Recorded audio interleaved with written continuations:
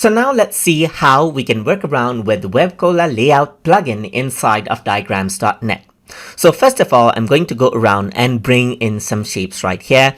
And let me just go around and then arrange them in a random order. So I'm just going to go around and link them out right here just like this. I'm just going to link them out right here. I'm going to go around, link them out right there just like this. And I'm going to go around and link this out over here as well.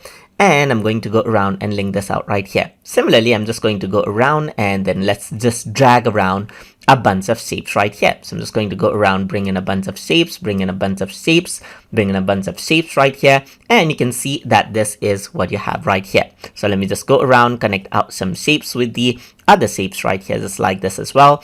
And this is what you have, as you can see.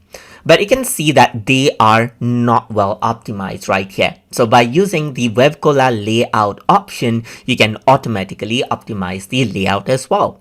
So to do that, you need to go around onto the extras menu, and from over here you need to go to plugins and click on add, and from over here you can go to WebCola.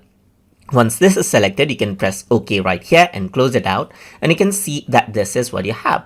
Let me just close it and then save the changes right here. I'm just going to press cancel because I do want to save out the changes. So over here on my YouTube drive, let me just go around and save it as Cola example right here, just like this. So this is what I have. Let me just go around and close this and open up the application right here once more.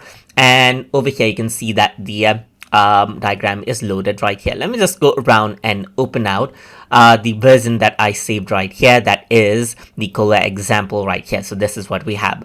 So now we have our plugin enabled right here, that is WebCola. So now we can select this and we can go around onto view, onto not view, but let me just go around over here.